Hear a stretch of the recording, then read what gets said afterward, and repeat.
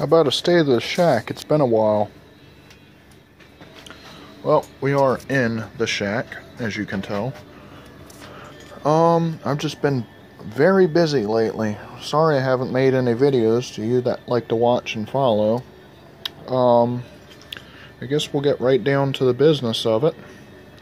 As you can see here is a green golf cart, very similar to one I've had before. I may have done a video on this one, I'm not sure. I don't think I did. I know I was going to shoot a video on the way to go get this, but it was super rainy, so I couldn't. Rhino's still there. Picked this little lawnmower up in the trash. Only thing that was wrong with it was a bad gasket on the carburetor where it leaked. Got it charging up right now. The battery that's on it seems good. So I'll probably be selling that hopefully this week, make a couple bucks off it. It's a good little lawnmower, 30-inch Craftsman, 5-speed transaxle, 10 horsepower engine. You know, it's pretty clean, pretty nice looking. Not too crusty. I think it's like a 2003 or something. It's old. Let's see. Going on from there, here's the new E-Z-GO. These tires didn't come with it. I put those on there because I want to try and flip this, so I put nicer looking wheels and tires on it. Those are the ones that came on it. I don't know if you can hear, but I have a sore throat right now, of course. It's nice and cool and I can't even enjoy it. So let's see. Give you what I know about this thing. This is an E-Z-GO 1200 MPT refresher. Can't really see it there because it's wore off. It would be the one that had the ice bin on the back with, like, you know, the top on it. It's the one you would buy, you know, Cokes and beer and stuff from at a golf course. So it'd be the mobile bar, I guess it would be. The guy I got it from bought it, took the ice chests off, put a dump bed on. Which, you know, it does what you need to do. It still has the Refresher 2 suspension on it, so it's got the heavy-duty leaf springs and the suspension shocks. The shocks with the springs on them. So it's a really high capacity or weight that it can hold. Sometime in its history of where the golf course it was at, it was repowered. So let me see if I can roll this forward. I'll open it up and you can look. It's a nice thing about golf carts. They are light. Pretty easy to move around. Okay. You got a little bit of view here. The original engine would have been the E-Z-GO MPT 1200 2-cylinder engine that would sit in there. Well, I guess that failed or something, whatever. They replaced it with a Honda 13 horsepower, which is pretty good. It seems, I mean, it's a custom job, I can tell, but it seems done decently. There's a few things that could have been done better. The muffler blows right on that cable. No bueno. Some of the governor linkages are kind of sketchy. I'm still fighting that right now. They had it working. But you press the pedal, it revs up, and then it cuts way back. Then it revs up, then it cuts way back, and it revs up, just like that. You can sit under here and you can watch the governor linkage. It moves, and then it jumps. It moves, then it jumps. The spring was too tight on it, and it binds up. So, let's go over the other things that were wrong with it. I replaced the starter generator. It was no good. It was burned up. I got my boat battery in there right now. I have to get a real battery for it. I have one over there charged and it might work. I still got to go through the fuel system. As you can see, it's orange. Not good. I need to go through the wiring because you can see over there, they're awfully crusty looking. There's a lot of bad grounds on here. I do have this seat for it. It's just at my house so we can get it covered. But you can see there's just a jumble of mess in there of wiring. Here's the grounds. See how crusty they are? I actually should unplug this so I don't drain my boat battery down. Because I bet with all these bad grounds it probably has shorts.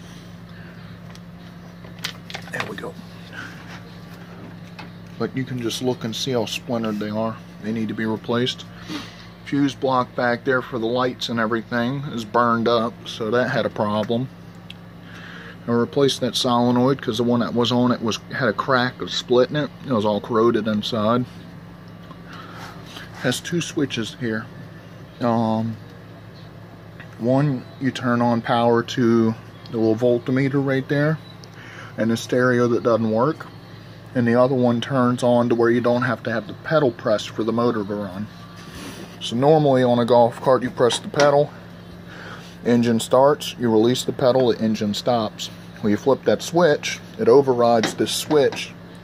So you start it, and then it just stays running until you turn the switch off. Which is kind of nice, especially if you're doing a bunch of stop and go stuff. You don't have to worry about the battery, you know, getting weak from starting the motor over and over. It's less wear and tear on the starter generator and everything. Oh, here's them springs I was telling you about. Normally on these, there are only 2 leaves on the back. Like the last one I had only had 2 leaves, and it was MPT 1200. So it was made with the dump bed. This one has 4 and the spring. So, another thing I gotta do is service this brake over here. It doesn't engage, disengage, nothing, it doesn't move.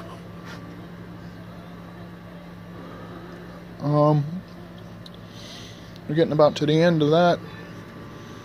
I know I got wood and a seat cover at home. I'm going to do the seat with the black vinyl. It'll look nice. Black wheels, green body, black seat. I got a new tactical box. I just finished switching everything over. Maybe y'all want to see that. Because I've done a tackle box tour before, but that was with my old one. Or you know what? Maybe I'll make it a separate video. How's that sound? Yeah, I know you gotta click on another video and watch another ad. But hey, you're making things happen here. I wouldn't have been able to afford a starter generator without YouTube money. Because I'm certainly not making enough where I work. So, we'll go around the shack, toolboxes, getting more stickers on there. Desk, about usual. A little cleaner than usual, actually. Chemicals, still there. This is the battery I'll probably throw in that thing.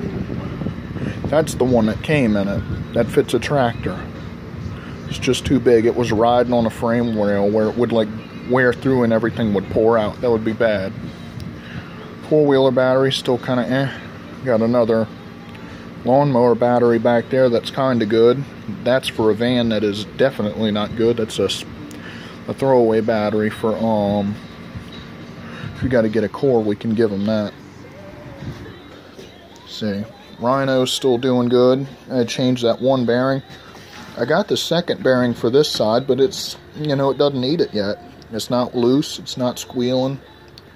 You look at the rubber boots, when you take the wheel off, they still look good. So, I'll wait on that for a little bit.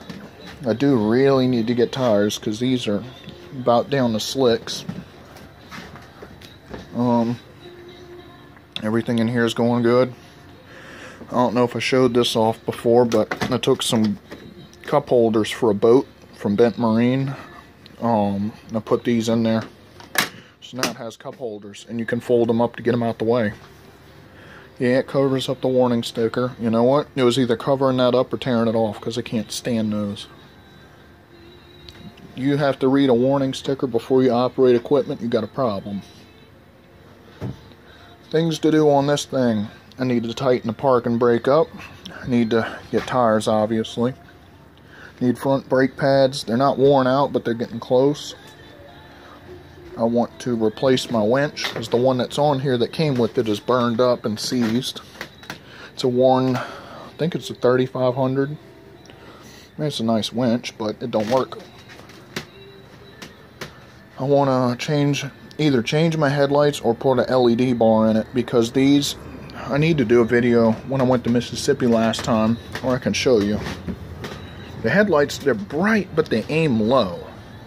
And there's no way to adjust them, so key on, light switch, so there's lows, there's highs. See how close they hit on the ground? you can't see more than 30 feet ahead of you. If you're running down a wooden trail, you can't see branches that are face level coming at you until the last second right before it hits you. So if you're doing any kind of speed, that kind of sucks. This is something else I need to fix. Just this last week, this gas gauge has decided to let go. I have a full tank, I know, because it's up to the very cap. Because when you make a hard right turn, it spills out. Don't tell the EPA. So, light bar, winch, tires. And then I saw a thing on Ostacruiser. It fits in a receiver back here. It's called Tiger Tail. It's basically a recovery rope on a spring-loaded return.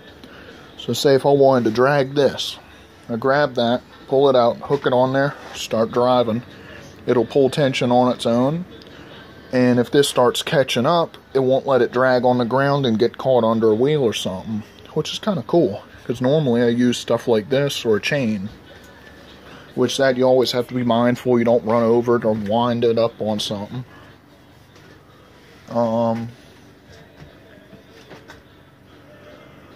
See, I went camping, 2 weeks ago, something, I don't remember anymore.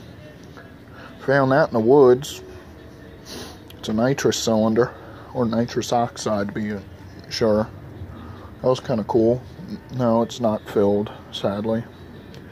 It's got a quarter turn fitting on it, which is weird. What else? Guess that's about it, at least for now. Be posting a video because I rebuilt the carburetor on this. Got a quick video I'm going to post of how to get a carburetor to stop leaking, or a lawnmower carburetor at least. And I suppose I'll do a quick video on the new tackle box tour. So stay tuned. Hope y'all enjoyed the video. Comment, rate, subscribe. Have an awesome day.